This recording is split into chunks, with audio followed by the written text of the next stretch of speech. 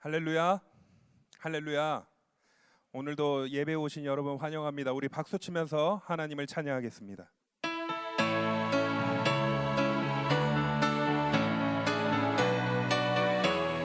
죄에서 자유를 얻게 함은, 죄에서 자유를 얻게 함은 보혈의 능력, 주의 보혈. 시험을 이기고 승리하니 참 놀라운 능력이로다. 죄에서 자유를 얻게 함은 보혈의 능력, 주의 보혈. 시험을 이기고 승리하니 참 놀라운 능력이로다. 주의 보혈 능력 있도다. 주의 피 믿으오. 주의 보혈 그 어린 양의 매우 귀중한 피로다.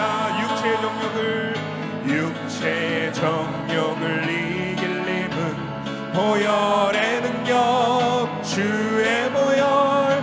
정결한 마음을 얻게 하니 참 놀라운 능력이로다. 주의 보혈 능력 있도다. 주의 피 믿으오. 주의 보혈 그 어린 양의 매우 귀중한 피로다. 눈보다 더 이게 밝히는 것 보혈의 능력, 주의 보혈. 부정한 모든 것 밝히시니 참 놀라운 능력이로. 주의 보혈 능력 있도다. 주의 피 믿으오. 주의 보혈 그 어린 양의 매우 귀중한 피로다. 구주의 복음을 전할 제목 보혈의 능력, 주의 보혈. 날마다 나에게 찬송 주니 참 놀라운 능력이로. 주의 보혈 능력 있도다. 주의 피 믿으오. 주의 보혈 그 어린 양의 매우 귀중한 피. 주의 보혈 능력 있도다. 주의 피 믿으오. 주의 보혈 그 어린 양의 매우 귀중한 피로다. 주의 보혈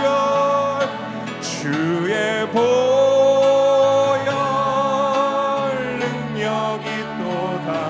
주의 피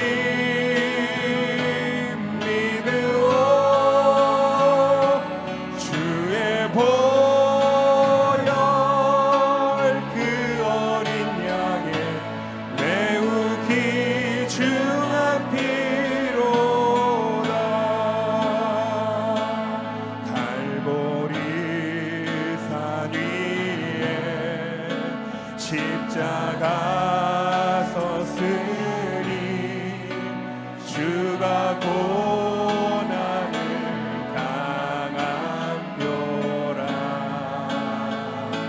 험한 십자가를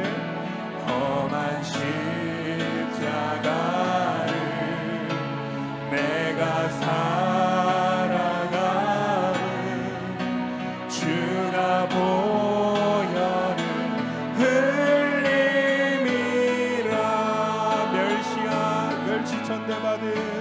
멸시천대받은 주의 십자가에 나의 마음이 끌리도다. 귀한 어린 양이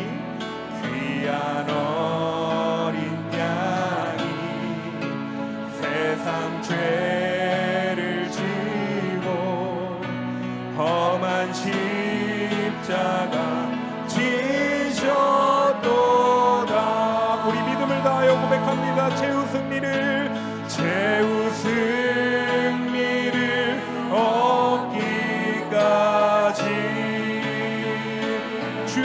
십자가 사랑하리.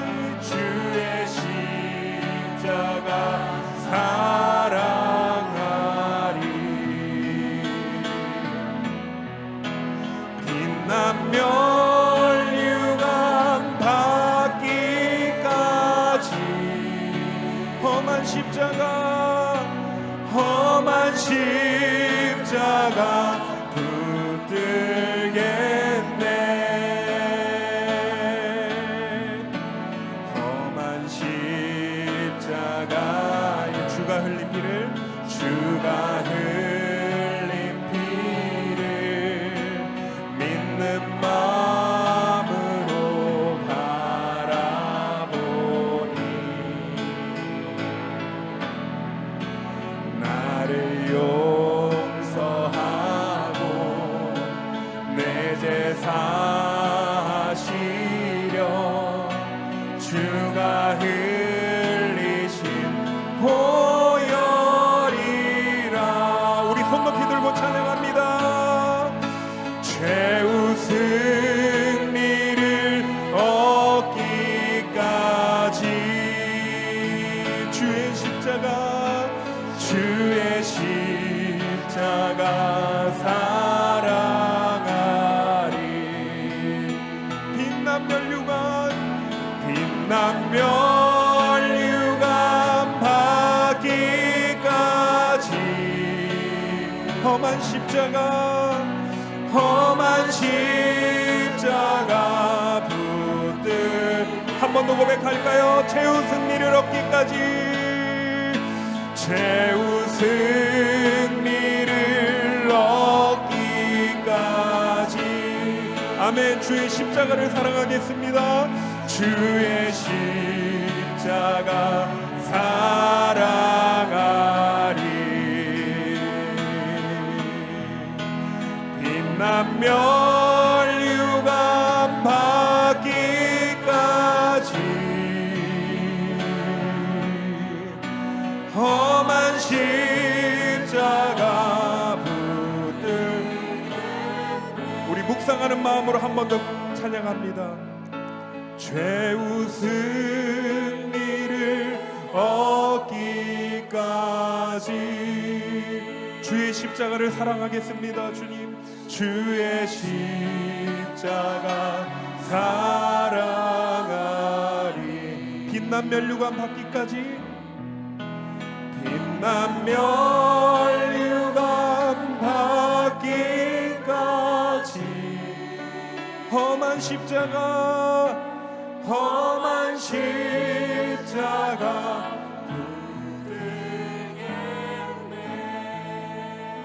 이 시간 다 같이 합심하여 기도하실 때 주님, 오늘 주시는 말씀을 통하여 메시아의 길을 쫓아가는 하나님의 백성 되게 하여 주옵소서. 세상의 유혹에 넘어지지 않고 오직 앞서가신 그 십자가를 붙드는 하나님의 백성 되게 해달라고 이 시간 다 같이 합심하여 기도하겠습니다. 주님,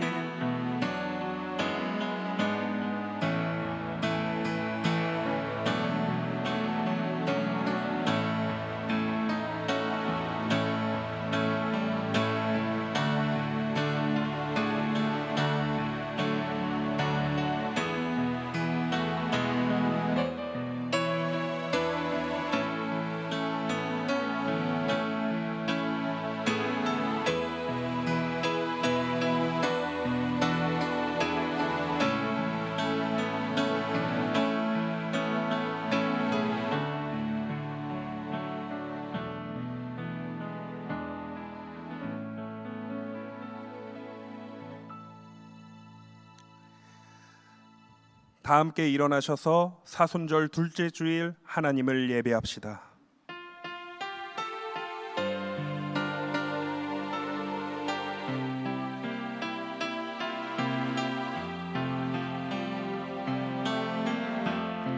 지극히 높은 주님의 낮이 성소로 들어갑니다. 세상의 신을 벗고서 주 보좌 앞에 엎드리니 내 주를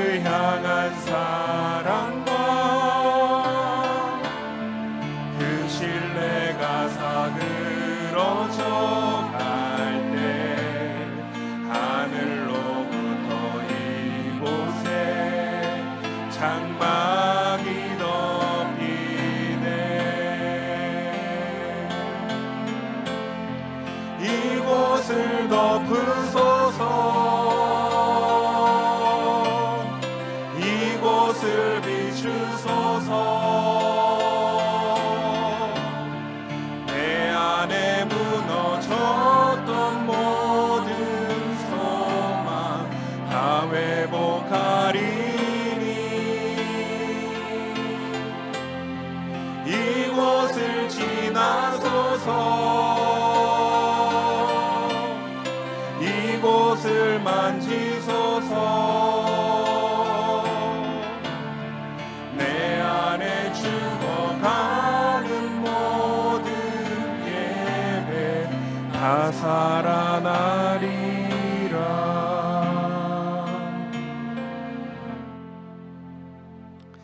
나는 전능하신 아버지 하나님 천지의 창조주를 믿습니다. 나는 그의 유일하신 아들 우리 주 예수 그리스도를 믿습니다. 그는 성령으로 잉태되어 동정녀 마리아에게서 나시고 본디오 빌라도에게 고난을 받아 십자가에 못 박혀 죽으시고 장사된 지 사흘 만에 죽은 자 가운데서 다시 살아나셨으며 하늘에 오르시어 전능하신 아버지 하나님 우편에 앉아 계시다가 거기로부터 살아있는 자와 죽은 자를 심판하러 오십니다. 나는 성령을 믿으며 거룩한 공교회와 성도의 교제와 죄를 용서받는 것과 몸의 부활과 영생을 믿습니다. 아멘.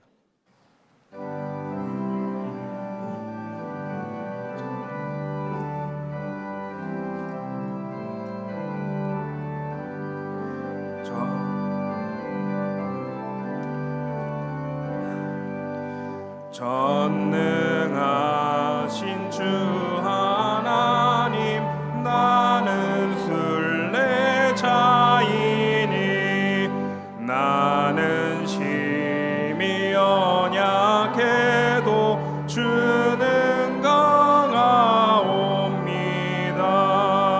하늘 양식 먹여 주시옵소서. 먹여 주시옵소서. 수정 같은 생명수를 마시도록 하시며 불과 구름 기둥으로 나를 인도하소서. 나의 주여 힘과 방패 되소서. 힘과 방패 되소서.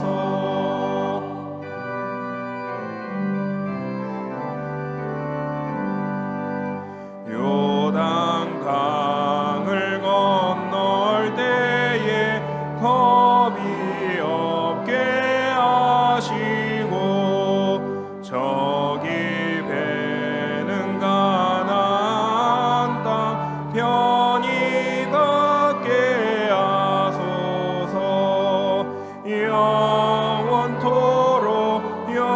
영원토록 주께 찬양하리라. 주께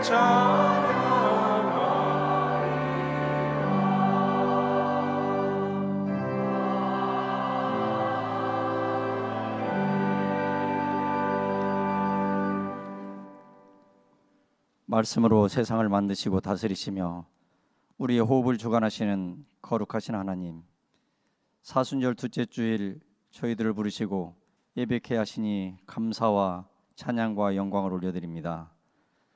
하나님은 우리를 사랑하사 우리를 죄에서 구원하시려고 독생자를 십자가에 대속하셨건만 교만한 저희들은 하나님의 사랑을 잃어버리고 자신의 힘과 능력을 의지하며 불순종했던 삶을 회개하오니 용서하여 주시옵고 주님만 의지하며 살도록 인도하여 주시옵소서.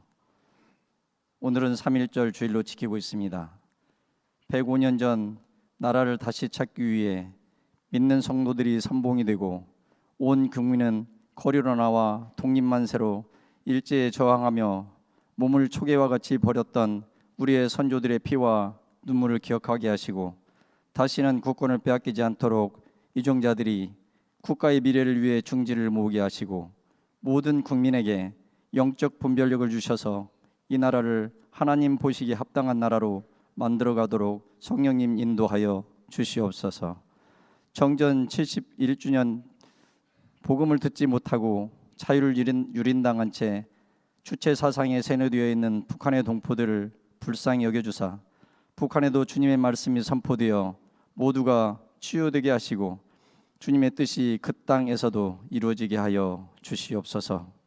82년 전 아무란 일제강점기 정점에서 정릉교회를 이곳에 세우신 주님, 혼란스러운 이 시대 속에 정릉교회 공동체는 예배를 회복하고 말씀을 가까이 하며 지역사회와 나라를 위해 기도하는 공동체가 되어 예수님의 제자로 예수님을 전하며 주님을 따르는 성도들의 삶이 사랑의 섬김이 되어 세상 사람들이 주님을 믿고 주님께 영광을 돌릴 수 있도록 성령님 인도하여 주시옵소서. 하나님, 저희들의 가정과 자녀들을 지켜주시옵소서.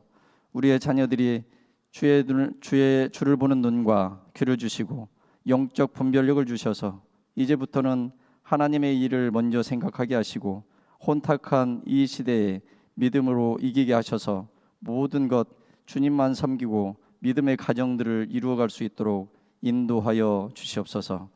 오늘도 주님의 말씀을 대언하시는 주의 종에게 성령의 충만함을 주셔서 주님 말씀을 밝히 전하게 하시고 말씀을 통해 우리의 삶이 세상의 헛된 것을 쫓지 않고 영생을 위한 삶을 살기로 결단하는 시간이 되도록 주님 인도하여 주시옵고 이 예배를 통하여 육체적 질병과 마음의 아픔과 상처가 치유되고 회복되어 주님께 영광을 돌리는 삶을 살아가도록 성령님 도와 주시옵소서. 오늘도 주님의 성물을 찬양하는 찬양대의 찬양을 주님 홀로 받으시옵고 주님 은혜 내려 주시옵소서. 이 모든 기도 우리 구주 예수 그리스도 이름으로 기도하옵나이다. 아멘.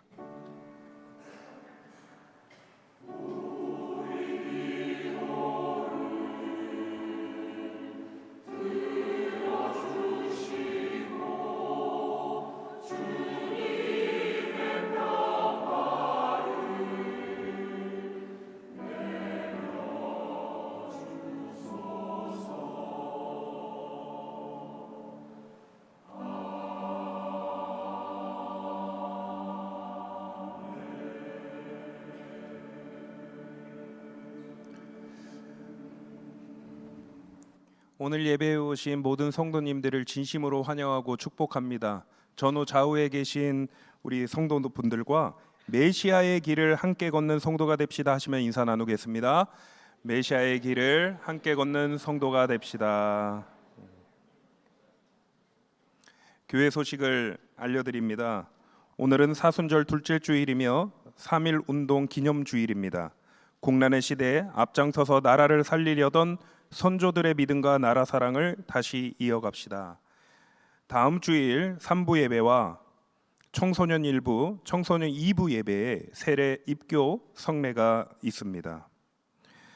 3월 5일 화요일부터 2024년 상반기 말씀 나눔 반, 그리고 생터 성경 반, 그리고 전도 폭발 훈련 개강합니다. 이번 주 화요일에 베델 1실에서 사랑 나눔이 있습니다. 주일 주차 협조 부탁드립니다. 교회 주차 시 사진을 참조하셔서요, 유치원 건물을 우회전으로 진입하여 주차해 주시고 교회 계단 앞은 물품 수령 및 보행자 확보를 위해 주차를 삼가해 주시기를 바랍니다. 교우 소식입니다. 상교구 동소문구역 임명순 성도님의 모친 되시는 고 문희상 권사님께서 87세로 하나님의 부르심을 받았습니다. 유가족 2부 예배 참석하셨습니다. 3교구 이동 16구역 이강읍 성도님, 김은경 권사님 모친 되시는 고 한병순 성도님께서 90세로 하나님의 부르심을 받았습니다. 입간 예식이 오늘 오후 2시에 있습니다. 교회 출발은 오후 1시입니다. 발인 예식은 내일 오전 10시 50분에 있으며 교회 출발은 오전 9시 40분입니다. 빈소는 일산 복음병원 장례식장 특 2호실입니다. 이교구 풍림아이언 3구역 정영미 성도님의 모친 되시는 고 이기석 권사님께서 97세로 하나님의 부르심을 받았습니다. 위로의 식이 오늘 오후 3시에 있습니다. 교회 출발은 오후 2시 40분입니다. 빈소는 뉴타운 장례식장 8호입니다. 우리 교회는 위로의 식만 드립니다. 슬픈 당한 유가족을 위해 기도해 주시기를 바랍니다. 여러 모임과 교회 소식은 주보를 참조해 주시기를 바랍니다.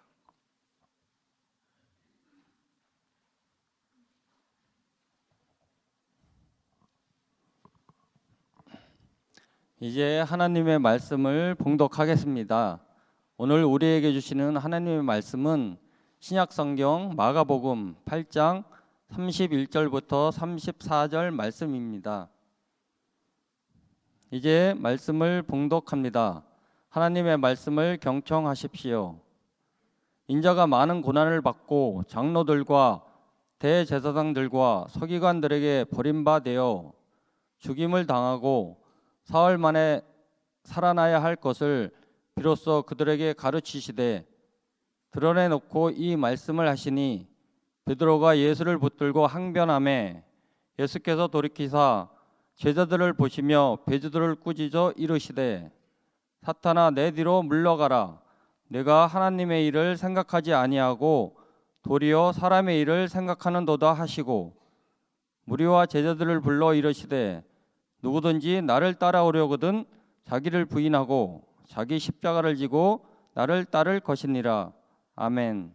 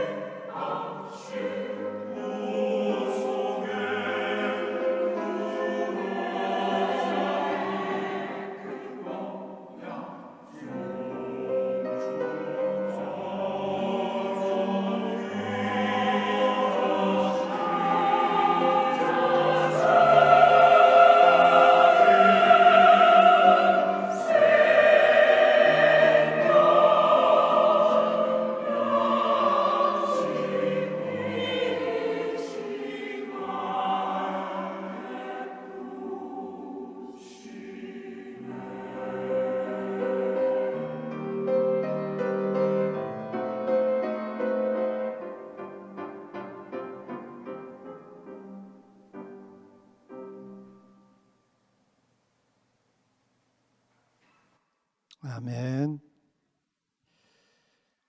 사순식이 둘째 두 번째 주일입니다. 예수님 공생의 초기에 갈릴리 해변으로 지나가시다가 시몬과 그 형제 안드레가 바다에서 금을 던지는 것을 보시고 그들을 부르셨습니다. 나를 따라오라. 두테 오피소무, 내 뒤를 따라오라. 제자는 예수님의 뒤를 따라서 함께 걸어가는 사람이죠. 이 부르심은 나와 함께 길을 가자는 하나님 나라 여행의 강력하고도 신비적인 초청이었습니다. 하나님 나라 길을 여행하시던 예수님은 공생의 종반에 이르시자 벳세다 광야에서 빵 7개와 작은 생선 2마리로 4,000명을 먹이신 사건을 기점으로 예수님께서 지금까지 걸어오시던 그 길의 방향을 180도로 유턴하듯이 급선회하기 시작하셨습니다. 급선회하시던 그 장소가 바로 빌립보 가이사라라고 하는 지역이었습니다. 저기에 바로 예수님이 제자들 데리고 가셨던 그 장소인데, 왼편에 보면 아우구스투스 황제를 하나님으로, 신으로, 퀴리오스로 주로 섬기는 신전이 있죠. 그리고 그 뒤편과 또 오른편 쪽에 판신, 신을 이렇게 바위에 세워두는 그런 신전들이, 바위 신전이 있고요. 그리고 가운데로 오면은 제우스 신을 섬기는 제우스 신전이 있는 신전 도시였습니다. 예수님께서 갈릴리 바다에서 주로 지도를 한번 보시면 주로 활동을 하셨는데, 이 갈릴리 바다를 중심으로 이렇게 한 2년 반, 2년 넘도록 이렇게 활동하셨는데, 이 갈릴리 바다 동북쪽에 벳세다라고 하는 이 마을이 있습니다. 여기 이제 벳세다 광야가 또 이렇게 있죠. 이 광야에서 4,000명을 먹이신 그 직후에 예수님이 제자들을 데리고 저 북쪽으로 40km쯤 떨어져 있는 빌립보 가이사라라고 하는 지역으로, 아까 우리 보신 그 신전 도시로 제자를 데리고 가셨습니다. 왜 이곳까지 길 가시던 방향을 유턴하려 하시면서 제자들 데려가신 것일까요? 예수님 여기서 이제 가셨다가 다시 갈릴리로 돌아오셔서는 이제 변화산이라고 불리는 다볼산이 있는데, 이 다볼산에서 예수님 변모하시고 그러시고는 이제 예루살렘으로 본격적으로 길을 가는 길을 바꾸시죠. 사마리아 지역을 통과해서 이렇게 빠른 길로 가시려다가 사마리아 사람들이 반대하자 예수님은 우회하시죠. 요단강을 이렇게 건너서 이렇게 또 다시 요단강을 건너고 여리고를 거쳐서 예루살렘으로 가시는 이 길을 택하셨습니다. 근데 마가는 오늘 본문 바로 직전에 매우 특이하게 행동하신 예수님의 그 사건을 우리에게 증언하고 있습니다. 벳세다 광야에서 4,000명의 무리를 먹이신 예수님이 이제 그 광야를 떠나서 벳세다 마을 안으로 들어가셨습니다. 그러자 사람들이 한 시각 장애인을 예수님께로 데리고 왔습니다. 예수님께서 그를 어루만져 주시기를 간청했습니다. 그때 예수님은 대뜸 그 시각 장애인의 손을 잡고 그 벳세다 마을 밖으로 데리고 나아가셨습니다. 예수님의 이 행동이 좀 이상해 보이질 않습니까? 사람들이 있는 그 마을 안에서 시각장애인을 데리고, 손을 잡고 데리고 마을 밖으로 한적한 곳으로 나가셨다는 겁니다. 왜 그 사람을 마을 밖으로 데리고 나가신 것일까요? 마치 이 행동은 바로 오늘 그 사건 직후에 전개되는 오늘 본문에서 예수님이 베세다 그 마을을 떠나서 예수님 제자들을 데리시고 저 북쪽 빌립보 가이사라로 가신 사건과 매우 유사하지 않습니까? 마가가요, 다른 복음서 기자들과 달리 이것을 아주 세심하게 우리에게 증언해 주고 있어요. 베세다 마을 안에는 누가 있었습니까? 그 마을 안에는 온갖 탐욕과 욕망으로 끓어오르는 인간 군상들이 그 마을 안에 우글우글 거리고 있었습니다. 뭐 베세다 마을만 그런 게 아니지요. 예수님이 나중에 막 그 마을을, 이 베세다 그 마을을, 예수님 도시를 막 책망하시지 않습니까? 화 있을진저 너 가버나움아, 너 고라지나, 너 베세다요, 이렇게 막 예수님 책망하시지 않습니까? 거기에는 많은 무리들이 마음과 그 삶의 가치관을 좌우지하는 그 사람들이 그 마을 안에 있었습니다. 그들이 누구였습니까? 바리새인들이었습니다. 그 갈릴리 지역을 통치하는 헤롯 안티파스 분봉왕이었습니다. 그래서 예수님은 오늘 본문 직전에 바리새인들과 헤롯의 누룩을 주의하라고 경고까지 하신 것을 우리가 봅니다.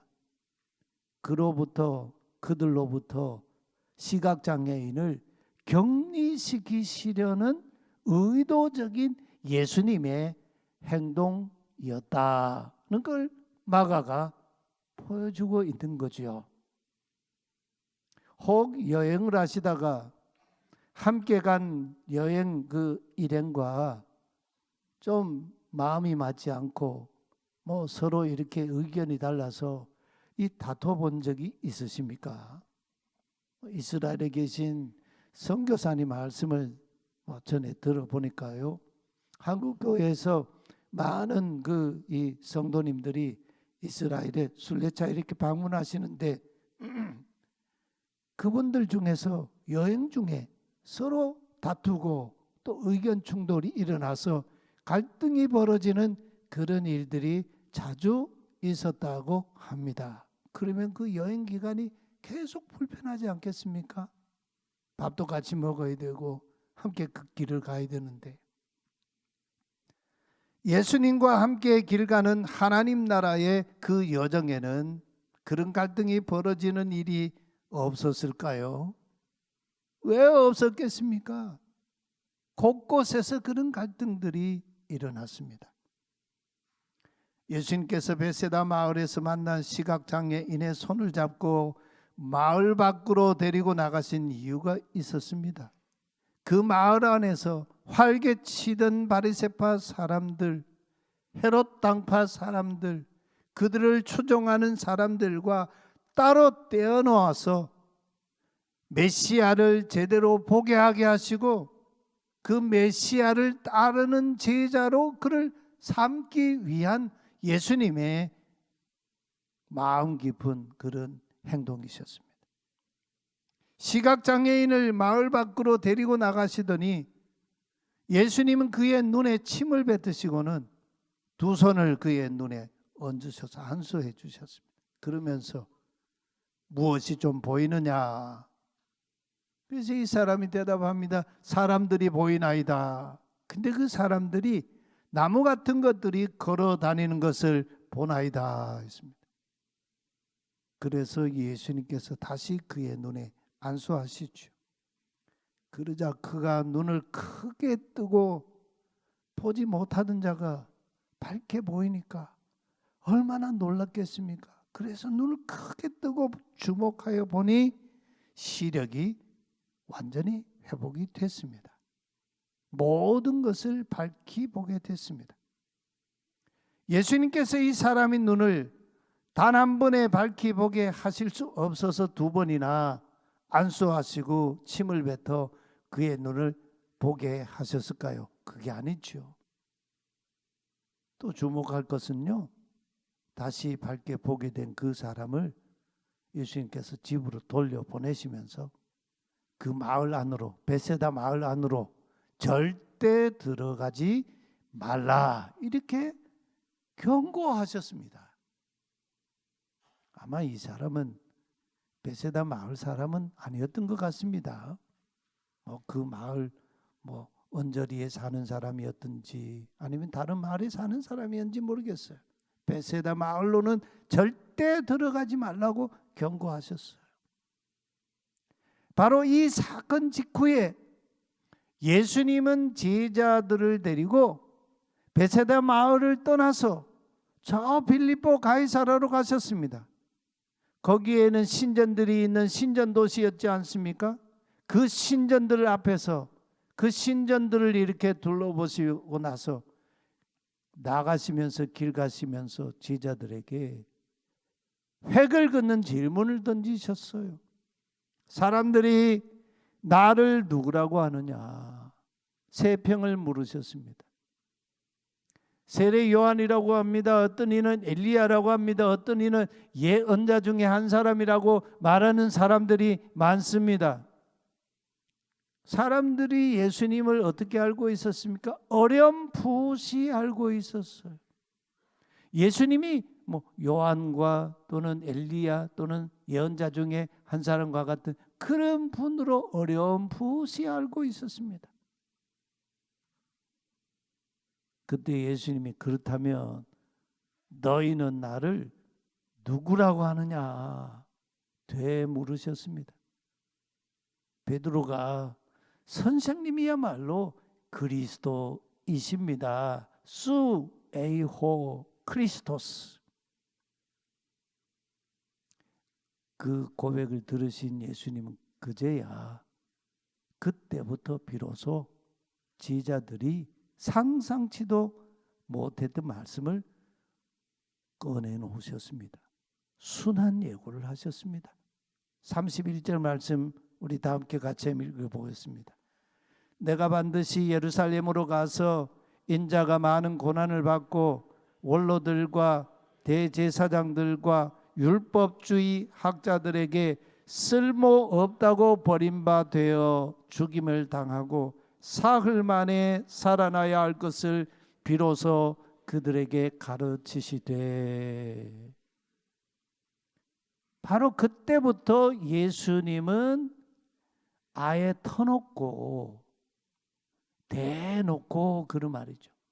담대하게 파레시아, 담대하게 순환받으시고 죽으실 것을 예고하셨습니다.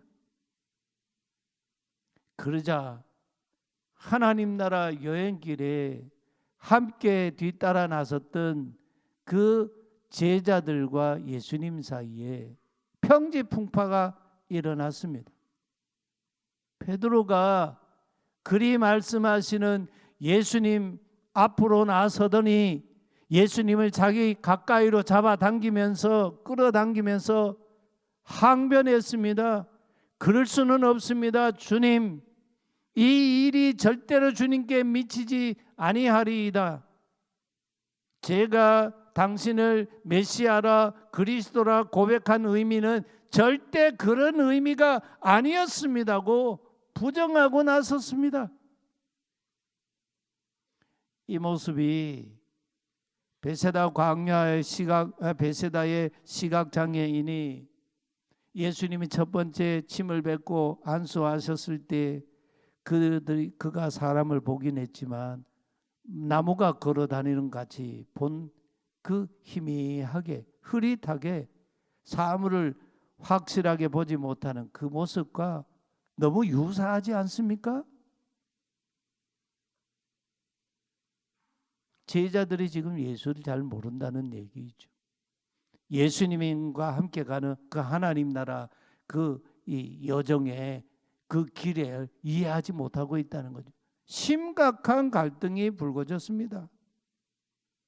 그래서 예수님께서 베드로에게 그렇게 항변을 당하시고는 몸을 돌이켜서 제자들에게 보시면서 자기 앞을 가로막고 있는 베드로를 꾸짖으셨습니다. 사단아, 내 뒤로 물러가라. 제자는 앞서서 가시는 길을 막는 사람이 아니고 가시는 예수님의 길 뒤를 따라가는 사람이 제자 아닙니까? 아까 그 그림을 한번 보십시오. 예. 시몬과 안드레 또 다른 제자들 예수님 앞에 가시는데 뒤따라가다가 베드로가요 예수님 길을 막고 예수님을 막 이렇게 멱살 잡듯이요 예수님을 막 붙들고 지금 주님 뭐라고 말씀하십니까? 제가 그리스도라고 고백한 거 이런 그리스도를 따르는 그 의미 아니었습니다. 제자 아니죠.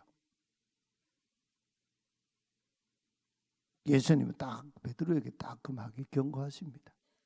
내가 지금 나에게 왜 이러는 줄 아느냐? 내가 반드시 예루살렘으로 올라가서 많은 고난을 받고 십자가에 죽임당하고 그리고 3일 만에 다시 살아나야 하는 하나님 나라의 하나님의 그 일을 생각한 것이 아니라 바리새인들과 헤롯 왕과 그 세상 권력자들을 추종하고 따르는 그런 사람들과 똑같이 너희들이 사람의 일에 마음을 두고 있기 때문이다. 이렇게 예수님이 일침을 놓으셨습니다. 그리고는 예수님이요 제자들에게 두 가지 목숨을 분명하게 말씀을 하셨어요. 누구든지 탐욕과 권력에 눈먼 사람들이 살아가고 있는 그런 사람들의 방식대로 자기 목숨을 구원하고자 하면 그 목숨은 잃어버리는 목숨이 될 것이다. 그러나 누구든지 나와 복음 때문에 권력에 눈먼 허망한 사람들과 또 그런 사람들의 삶을 그 길을 포기하면 그것을 잃어버리면 그 사람은 잃어버리지만 목숨을 나와 함께 영원한 목숨을 얻게 될 것이다. 두 가지 목숨을 말씀하셨습니다. 지금까지 3년 가까이 예수님을 따랐는데 뜻밖의 그들 앞에 두 갈림길이 생기고 말았습니다. 예수님 걸으시는 메시아의 길, 십자가의 길을 함께 계속 추종하면서 예수님이 주시는 목숨 생명을 얻을 건지 바리새인과 헤로드 왕과 또 그 권력자들을 추종하는 사단의 길을 걸으면서 허망하게 자기 목숨을 잃어버리는 사람이 될 것인지 선택해야만 했습니다. 새로운 선택의 기로에 섰습니다. 36절 말씀 우리 함께 같이 봉독합니다. 사람이 만일 온 천하를 얻고도 자기 목숨을 잃으면 무엇이 유익하리요? 뜻밖의 순한 예고를 하시는 예수님의 그 길을 막아선 자는 베드로와 제자들이었습니다. 다른 복음서에는요 이걸 세세하게 마가복음이 복음서 중에 제일 짧잖아요. 그런데도요 이것을 가장 현미경으로 확대시켜 보여주는 것은 마가밖에 없어요. 그때 예수님은요 예수님을 3년 가까이 따르던 제자들의 자존심이 다 그냥 무너질 만한 그런 행동을 하세요. 34절 말씀이에요. 예수께서요 의도적으로 이번에는요 그동안은 제자들을 이렇게 따라오라고 부르셨는데 무리와 제자들을 함께 가까이 부르셨다 이렇게 증언하고 있어요. 야, 이 마가가요 기가 막힌 얘기를 지금 하고 있어요. 여러분이 존경하고 따르는 어떤 그분이 있다고 합시다. 그 사람이 나를 굉장히 애지중지하셨는데 이제는 저 교회 바깥에 있는 사람들을 여러분 같이 이렇게 같이 나와 함께 같이 불러놓고 똑같이 동급으로 이렇게 대하신다면 여러분 어떻게 하시겠어요? 지금 그런 상황이 벌어졌어요. 그 무리와 제자들을 함께 가까이 예수님, 야, 이렇게 가까이로 오라, 이렇게 부르시고는 두 가지를 말씀하세요. 첫째로 누구든지 나를 따라 오려거든 자기를 부인하라. 자기를 부인하라는 말은 자기의 의지, 자기 인생의 이 표대, 자기 인생에 추구하는 내가 세운 계획, 그런 비전들 그거 포기하라는 거예요. 그리고 그 대가로 져야 하는 자기 십자가를 지고 나를 따를 것이니라. 예수님 우리 인생을 무시하신다는 그런 말씀이 아니잖아요. 여기서 예수님은 제자들이 자기들을 무리와 동급으로 취급하시는 이 예수님의 태도와 말씀을 듣고 얼마나 당황했겠습니까? 이 대목에서 예수님은 제자들이나 무리를 같은 수준으로 보고 계시는 그런 말씀 아닙니까? 제자들이 십자가를 지라는 말씀을 상상이나 했겠습니까? 지금까지 단 한 번도 상상도 못했습니다. 예수님 따르는 대가가 고작 십자가를 지고 죽으라는 말인가 했지 않겠습니까? 십자가는 누가 지는 겁니까? 누가 죽는 겁니까? 로마 제국의 반역자, 정치범, 또 뭐 고대 시대에는 노예 제도가 있었잖아요.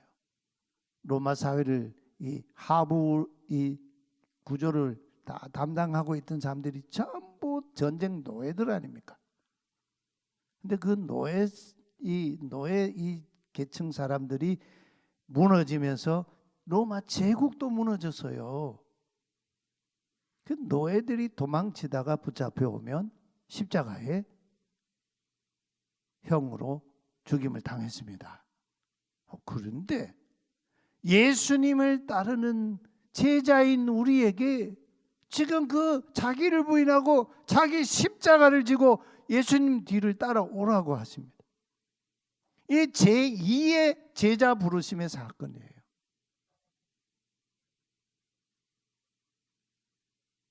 누가 그렇게 해야 한다고 하셨습니까? 누구든지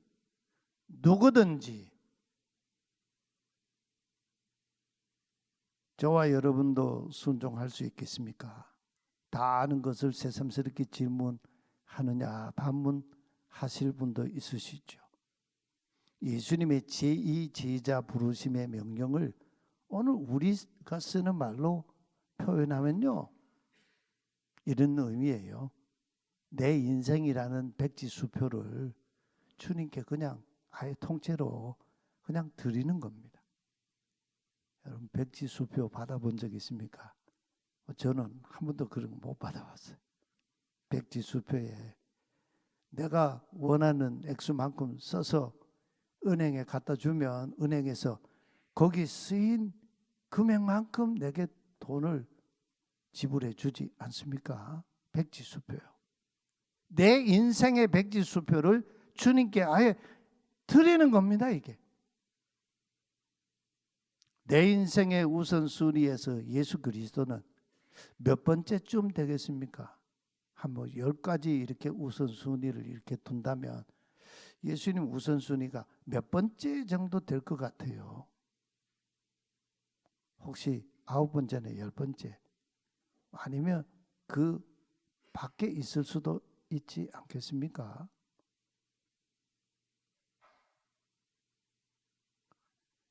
뭐 우스갯소리로 요즘 그런 얘기를 종종 합니다.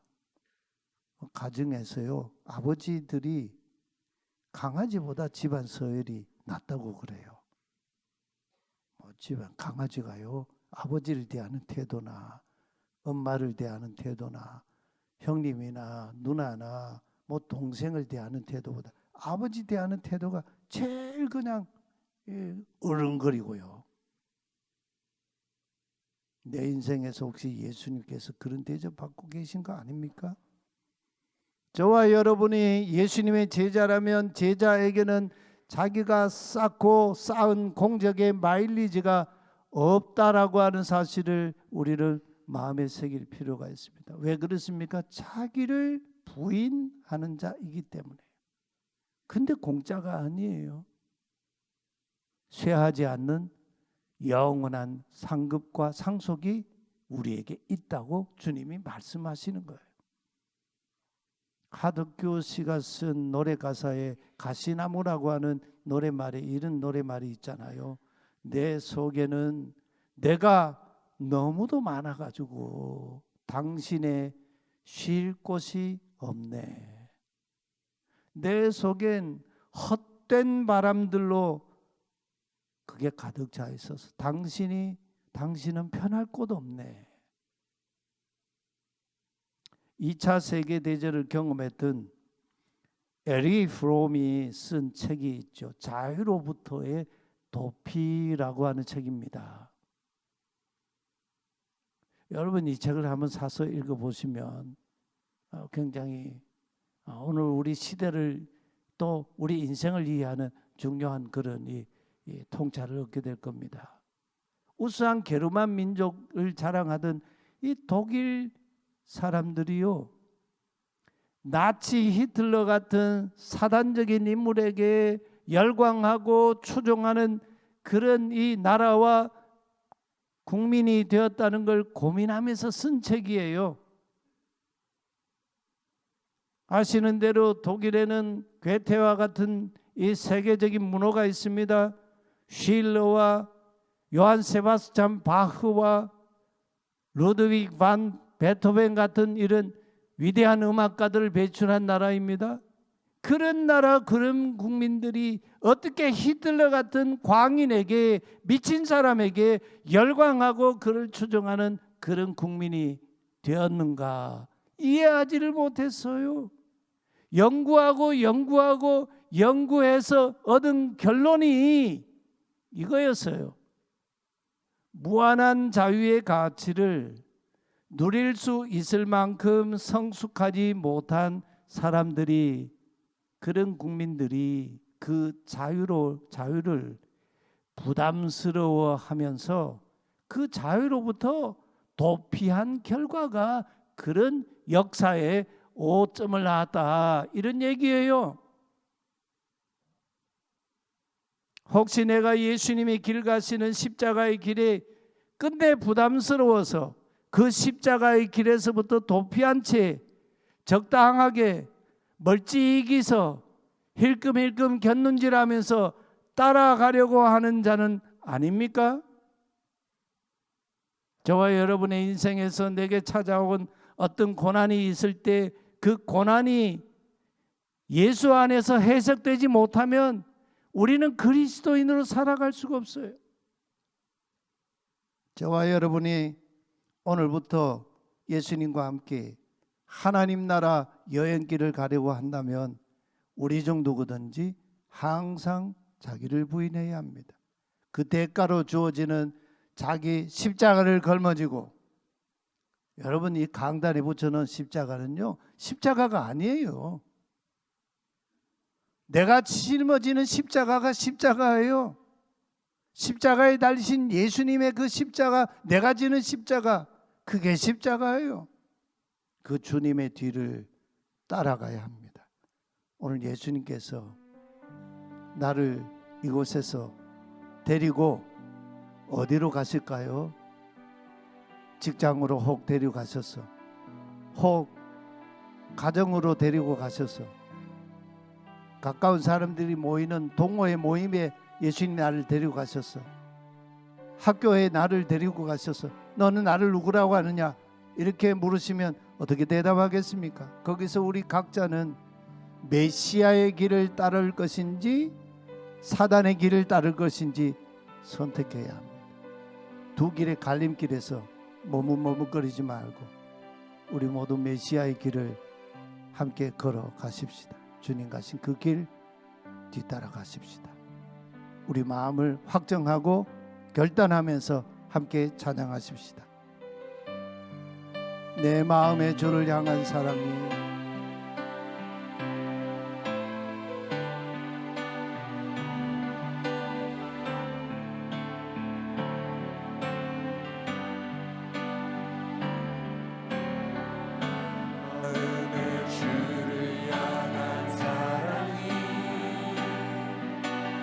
나의 말은 주가 주신 진리로 나의 눈에 주의 눈물 채워주소서.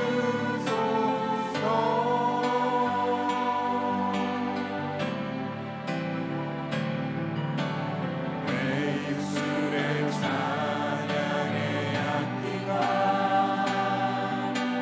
두 손에는 주를 닮은 성김이 나의 삶의 주의 음정 나게 하소서.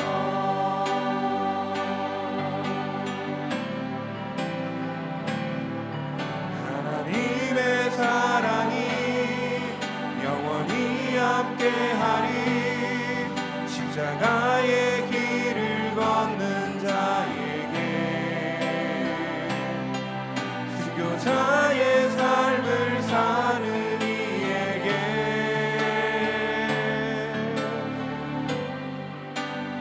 조롱하는 소리와 세상 유혹 속에도 주의 순결한 신부가 되리라. 내 생명 주님께 드리리. 하나님의 사랑이 영원히 함께하리. 십자가의 길을 걷는 자에게 순교자의 삶을 사는 이에게 조롱하는 소리와 세상 유혹 속에도 주의 순결한 신부가 되리라. 내 생명 주님께 드리리. 함께 통성으로 기도합시다. 사순시기 두 번째 주일입니다. 주님은 오늘 너는 나를 누구라 하느냐 물으십니다. 누구든지 나를 따라오려거든 자기를 부인하고 자기 십자가를 지고 나를 따를 것이니라 주님 말씀하십니다. 이 말씀에 응답하는 주님의 제자 되게 하소서. 우리 함께 통성으로 간절한 마음으로 기도하십시다.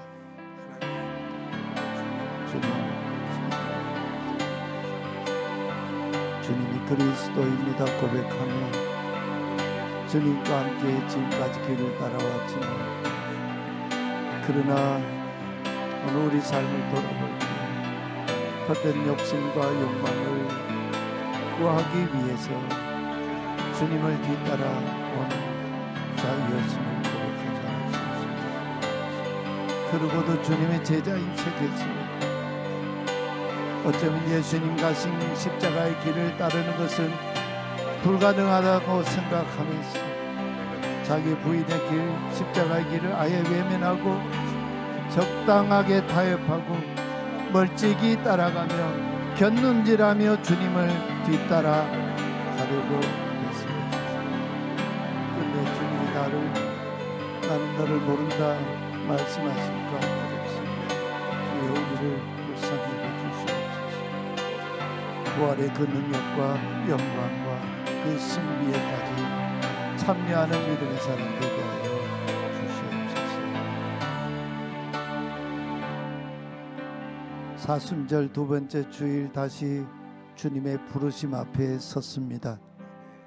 베드로가 주님께 주님은 그리스도이십니다, 메시아이십니다 고백하였지만 그 고백은 자기를 부인하지 못하는 고백이었습니다.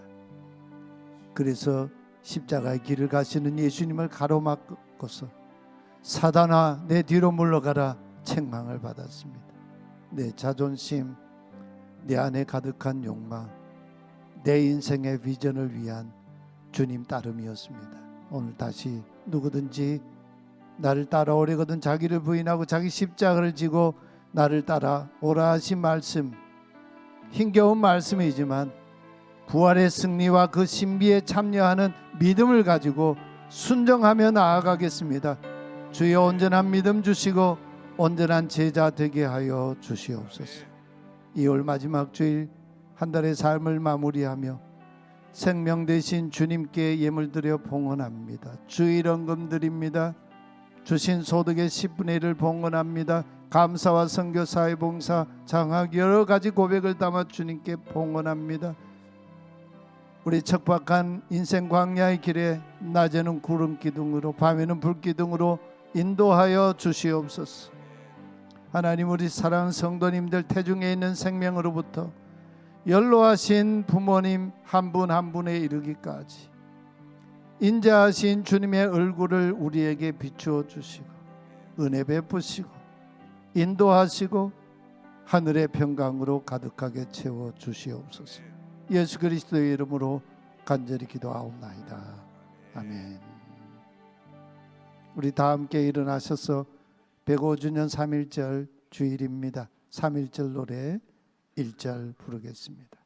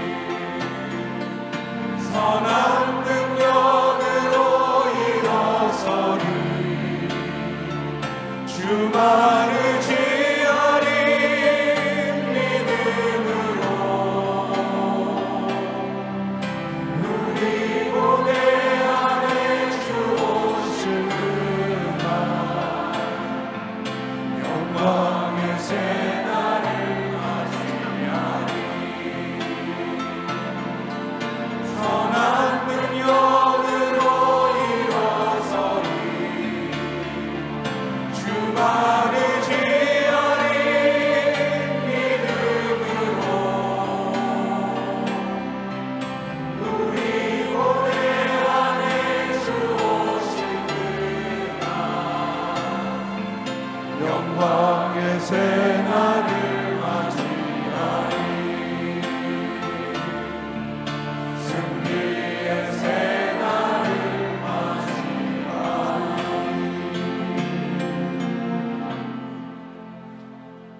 우리의 길과 진리와 생명이신 주 예수 그리스도의 은혜와 우리에게 항상 신실한 사랑을 베푸시는 하나님 아버지의 그 크신 사랑과 보혜사 성령님의 거룩한 사귐과 충만하심이 사순절 둘째 주일과 105주년 3.1절 운동을 기억하며 하나님 앞에 예배한 모든 성도님들 위에 영원히 이 나라와 이 백성 위에 함께 계시기를 간절히 축원하옵나이다. 아멘.